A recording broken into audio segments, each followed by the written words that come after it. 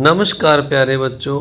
तो आइए शुरू करते हैं कक्षा 6 का गणित का उड़ान का लेसन नंबर 7 क्या है एक जैसा। तो सबसे पहले यहाँ पर लिखा हुआ है चलो बनाए माला। रजनी और महेश स्कूल के बाद घर पर मोतियों की माला बनाने के काम में अपनी माताजी की मदद करते हैं। इस बार उन्होंने 2 तरह के मोती मिले हैं, पीले और लाल। 4 मोती पीले हैं और 4 मोती लाल लेकर माला तैयार करनी है, अलग अलग डिजाइन की। तुम भी करके देखो ऐसे कितने डिजाइन बन सकते हैं। हाँ, ध्यान रखना कि माला दोनों तरफ से एक जैसी लगे, मतलब सममितीय हो, जैसे यह माला बनी है। तो यह जो नीचे माला दी हुई है, इस माला की तरह हमने भी एक माला इस बॉक्स में बनानी है। तो आइए शुरू करते हैं। देखिए हम इसको बनाते हैं। तो ये जो माला हमें दी हुई है, अगर इसको हम ध्यान से देखें तो इस माला में हमें यहाँ से अगर देखें तो इस लाइन से अगर देखें तो बराबर यहाँ पर 4 मोती एक जैसे, 4 एक जैसे आ गए हैं। यानी एक रेड, 2 येलो, एक रेड। इस तरफ भी एक रेड, 2 येलो, एक रेड। यानी यहाँ से यह हमारे सिमेट्री में दिखाई दे रही है। तो हमने प्यारे बच्चों ऐसी ही सिमेट्री अब इन मोतियों को लेकर यहाँ पर नीचे बनानी है। तो आइए देखते हैं हम इसको कैसे हम करेंगे। तो इस जैसे यहाँ पर सिमेट्री बनाई है, तो हम यहाँ पर भी सिमेट्री के लिए क्या करेंगे। हमारे पास अगर देखें तो 4 जो हैं ब्लू रेड हैं और 4 येलो हैं। तो हम यहाँ पर एक लाइन लगा लेते हैं पहले, और इस लाइन में हम इनको मोतियों को बनाते हैं। इनकी अपने हिसाब से हम एक माला बनाते हैं। तो यहाँ पर हमें 4 जो रेड हैं उनमें से हम 2 पहले यहाँ पर इकट्ठे रेड बना लेते हैं, और 2 इस साइड पे 2 रेड यहाँ पर हम बना लेते हैं। और इनके बीच में जो ये स्पेस है, यहाँ पर हम ये जो येलो कलर के हैं 4 येलो मोती बना देते हैं। तो अब अगर हम यहाँ बीच में से लाइन लगाएं तो ये 4 एक तरफ एक जैसे हो गए हैं, 2 यानी इनकी हमें एक सिमेट्री बन गई है। इनको यहाँ से अगर बीच में से काट के एक दूसरे के ऊपर रखें तो ये बराबर सेम एक दूसरे को ढक लेंगे, यानी दर्पण में ये हमें ऐसे ही दिखाई देगा। इस तरह अब हम एक और डिजाइन बनाते हैं प्यारे बच्चों, रेड का। जैसे यहाँ पर मैंने फिर से ये ले लिया है, तो अब हम क्या करेंगे, एक दर्पण रेखा मैंने पहले लगा ली है इसके तरफ, इसकी, और यहाँ पर हम पहले हम जो है एक एक येलो मोती लगा देते हैं। यहाँ पर जैसे ऊपर रेड लगा है तो हमने यहाँ पर येलो लगा दिया है। अब इसके बाद हम 2-2 रेड मोती यहाँ पर लगा देंगे। जैसे ऊपर येलो लगा है, हम यहाँ पर 2-2 रेड मोती लगा देंगे, और इसके बाद फिर हम एक एक येलो मोती ऊपर यहाँ पर लगा देते हैं माला के। तो ये हमारी इस तरह से भी माला बन सकती है। आप भी कोई और पैटर्न इसमें अपनी ओर से बना सकते हैं। शर्त ये है कि वो डिजाइन सममितीय होना चाहिए। तो अब क्वेश्चन नंबर 2 है कैसा दिखता है। तो यहाँ पर 2 बच्चों के नाम दिए हुए हैं, रुचिका और दूसरे का नाम है प्रयास। तो रुचिका और प्रयास क्या बातें कर रहे हैं, आइए देखें। रुचिका, प्रयास इसे पढ़ो, मैंने क्या लिखा है। ओहो, यह उल्टे लिखे हैं। मैं कुछ तरीके लगाकर इसे पढ़ने का प्रयास करता हूँ।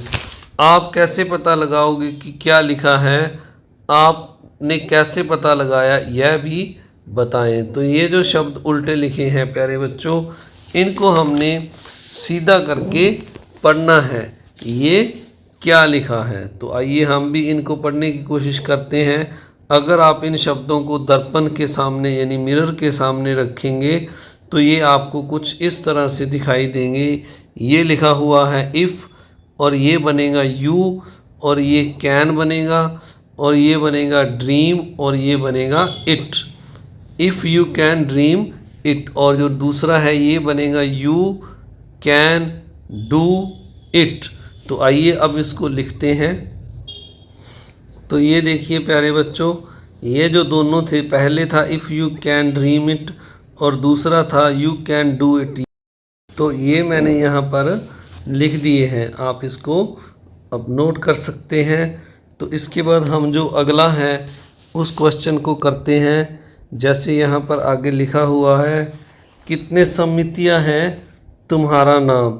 तो यहाँ पर लिखा हुआ है, आप अपने नाम के अंग्रेजी के अक्षरों को लिख लो जैसे प्रभा ने लिखा है। तो जिस तरह प्यारे बच्चों प्रभा ने यह लिखा हुआ है PRABHA। अब यह पता लगाओ कि तुम्हारे नाम के कौन से अक्षर पर दर्पण रखने के लिए पूरा अक्षर बन जाएगा या मोड़ने पर एक भाग दूसरे को पूरा ढक लेगा। तो प्यारे बच्चों कहने का मतलब ये है कि अगर हम इन अक्षरों को, जैसे P को अगर दर्पण के सामने देखें तो क्या ये ऐसा ही दिखाई देगा? तो ये ऐसा नहीं दिखाई देगा। इस तरह R को देखें तो ये भी ऐसा नहीं दिखाई देगा। हाँ, अगर A को हम देखें तो यह हमें ऐसा ही दिखाई देगा। इसके बाद B को अगर देखें तो यह भी हमें उल्टा दिखाई देगा। एक H हमें जो है वो ऐसा ही दिखाई देगा और एक A। तो हमारे पास ये तीन अक्षर यानी दो ही हैं, H और A हैं। जो दो अक्षर हैं वो हमें दर्पण में ऐसे ही दिखाई देंगे। तो इस तरह से हम ये कह सकते हैं कि ये तीन अक्षर हैं जो ये हमारे पास क्या हैं प्यारे बच्चों, आकृति में जिस स्थान पर दर्पण रखने या मोड़ा जाए वह एक अदृश्य रेखा बनती है जो आकृति को दो बराबर भागों में बांटती है। इस रेखा को हम सममित रेखा या दर्पण रेखा कहते हैं। तो कहने का मतलब ये है, जैसे प्यारे बच्चों हमारे पास A है तो दर्पण में अगर A को देखें तो हम ऐसा ही दिखाई देगा। जहाँ इसको यहाँ से थोड़ा सा लाइन को इधर करके लगाते हैं, यहाँ से हम इसको मोड़ें बीच में से तो यह दो बराबर भाग समान हो जाते हैं। इसी तरह अगर हम H को देखें तो H को अगर हम यहाँ बीच में से काटेंगे तो दो भाग बराबर हो जाते हैं। तो इन रेखाओं को हम सममित रेखा या दर्पण रेखा कहते हैं। इस तरह अगर H में ऐसे एक लाइन लगाएं तो यह भी इसको दो बराबर भागों में बांट देती है। तो इनको हम सममित रेखा या दर्पण रेखा कहते हैं। तो यहाँ पर 4 नंबर सम में लिखा हुआ है, कहाँ से मोड़ें, यानी अपने दोस्तों के साथ मिलकर नीचे दिए गए चित्रों की सममित रेखाएं ढूंढो। तो ये हमारे पास जो सबसे पहले आकृति 2 है, तो इसको हम किसी भी तरह से मोड़ नहीं सकते, इसकी कोई सममित रेखा नहीं है। 0 को अगर हम देखें तो यहाँ से ऐसे कट करके दो बराबर भागों में बांट सकते हैं। जहाँ ऊपर से नीचे की ओर एक लाइन लगाएं तो इसके दो सममित रेखाएं हो गई। अब 9 में कोई सममित रेखा नहीं लगेगी, इसको दर्पण में भी देखें तो ये ऐसा उल्टा दिखाई देगा। 3 में अगर हम बीच में से इसके ऐसे लाइन लगा दें तो ये हमें एक सममित रेखा मिल जाती है। आगे ये जो बना हुआ है सम द्विबाहु त्रिभुज है, इसकी ये दो भुजाएं हमें बराबर दिखाई दे रही हैं। तो यहाँ से अगर हम इसको ऐसे कट करें तो हमें एक सममित रेखा मिल जाती है। इस तरह जो आगे समकोण त्रिभुज है इसमें भी हमें ये दो भुजाएं इसकी बराबर दिखाई दे रही हैं। तो यहाँ से एक सममित रेखा इस तरह खींची जा सकती है। आगे जो हमें दिखाई दे रहा है यह भी हमें एक समद्विबाहु त्रिभुज दिखाई दे रहा है। ये जो इसकी भुजाएं हैं हमें बराबर दिखाई दे रही हैं। तो इसकी भी हम एक सममित, इस तरह से एक सममित एक लाइन हम इसकी लगा सकते हैं। उसके बाद आगे जो आकृति है ये हमारे पास एक आयत है और आयत में हम इसको यहाँ से इस तरह फोल्ड कर सकते हैं और यहाँ से ऐसे भी फोल्ड कर सकते हैं। तो आयत में हमारे पास दो सममित रेखाएं आ गई हैं। इसके बाद जो अगली आकृति है, आकृति नंबर 9 को अगर हम देखें तो इसमें हम यहाँ से, ये वर्ग है तो इसमें हम यहाँ से ऐसे इसको थोड़ा दोबारा से लगाते हैं, इसको ऐसे और इसको इस तरह से, और यहाँ से दोनों विकर्णों को जो हैं दो विकर्ण हैं जो इसके, ये भी इसको बराबर भागों में बांटते हैं। तो अगर हम वर्ग की देखें तो 4 सममित रेखाएं हैं। इस तरह अगली जो आकृति है समलंब में हम सिर्फ एक ही लाइन लगा सकते हैं और ये लाइन इस तरह से यहाँ बीच में से इसके ऐसे लग सकती है जो इसे बराबर भागों में बांटती है। आगे है पतंग। तो पतंग में ये भुजाएं इसकी दो बराबर हैं, ये दोनों बराबर हैं, तो इसके यहाँ से एक सममित रेखा ऐसे लग सकती है, यानी यहाँ से हम इसको फोल्ड कर सकते हैं। अगला हमारे पास है समांतर चतुर्भुज। तो इसकी कोई सममित रेखा नहीं होगी। तो आगे फिर हमें एक आयत दिया हुआ है, इसकी फिर यहाँ से इसके सेंटर में से इसके यहाँ से और इस तरह से हम दो लाइनें लगा सकते हैं इसके भी। और इसके बाद हमें एक पंचभुज दिया हुआ है, ये समपंचभुज है।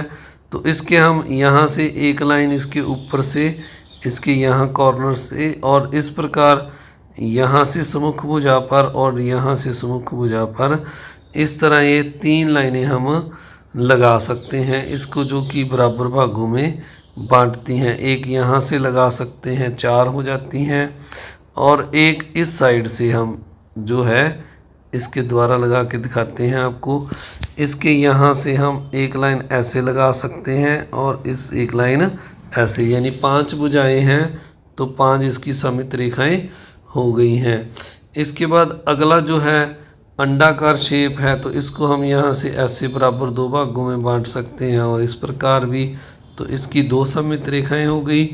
और सर्कल में हम अनंत सममित रेखाएं इस तरह से लगा सकते हैं, अनेक सममित रेखाएं यानी इसकी होंगी, तो लिख देंगे मैनी या हिंदी में लिख देते हैं अनंत रेखाएं इसकी होंगी। तो आइए अब अगला क्वेश्चन हम पढ़ते हैं, इसमें देखते हैं क्या लिखा है।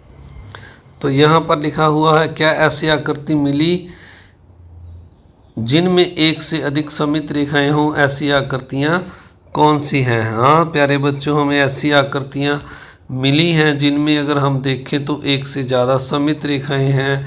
जैसे ये 2 नंबर आकृति है जो इसमें 2 रेखाएं हैं, इस प्रकार 8 नंबर में 2 हैं, और इस तरह आगे चलें तो 9 नंबर में 4 हैं, और जो अगली हमारी 13 नंबर है इसमें 2 हैं, 14 नंबर में 5 हैं, 15 नंबर में 2 और 16 नंबर में हमारी अनेक सममित रेखाएं हैं। तो हम यहाँ पर ये जो है इनका संख्या लिख देते हैं। एक आकृति 2 है, इसके बाद 8 है, इसके बाद 9 है, इसके बाद 13, 14 और 15 और 16 आकृतियाँ हैं जो इनमें अनेक सममित रेखाएं, 2 से ज़्यादा सममित रेखाएं हैं। आइए एक बार दोबारा से चेक कर लेते हैं। 2, 8, 9, तो 2, 8, 9 और इसके बाद मैंने लिखी है 13, 14, 15, 16। तो 13, 14, 15, 16 जो लास्ट लाइन है इसमें सभी में 2 से ज़्यादा, एक से ज़्यादा सममित रेखाएं हैं। तो अगला क्वेश्चन है, क्या कोई ऐसी आकृति भी है जिनमें घुमाने पर पहले जैसी दिखती हैं। तो ऐसी आकृतियां भी हैं प्यारे बच्चों जो घुमाने पर पहले जैसी दिखती हैं, यानी उसको हम जैसे मान लीजिए हमारे पास आकृति 9 थी जो उसमें एक वर्ग था, इसको अगर हम ऐसे घुमाएंगे एक बार तो यह फिर से वर्ग हो जाएगा क्योंकि इसकी सभी भुजाएं ये वैसी ही हैं, तो ये यानी वर्ग ही दिखाई देगा। जैसे मर्जी हम इसको एक बार घुमाएं, चाहे 2 बार या 3 बार घुमाएं। तो ऐसी आकृतियां हम अगर देखें ऊपर, तो ये आकृतियां हमारे पास हैं, आप देखें ध्यान से, जिनकी सभी भुजाएं बराबर हैं। तो ये सभी भुजाएं बराबर वाली एक तो आकृति 9 हमें दिखाई दे रही है, ये वाली आकृति 9, और इसके बाद हमें जो सभी भुजाएं बराबर वाली 14 नंबर आकृति और 16 नंबर आकृति दिखाई दे रही है। तो ये आकृतियां हम 9, 14 और 16 नंबर यहाँ पर लिख देंगे। आकृति 9, 14 और 16 नंबर घुमाने पर एक जैसी दिखाई देती हैं। तो आप सभी का प्यारे बच्चों इस वीडियो को देखने के लिए बहुत बहुत धन्यवाद। आप अगर इस चैनल पर नए हैं तो आपने इस वीडियो को लाइक करना है, शेयर करना है और आपने चैनल को सब्सक्राइब भी ज़रूर करना है। Thank you very much.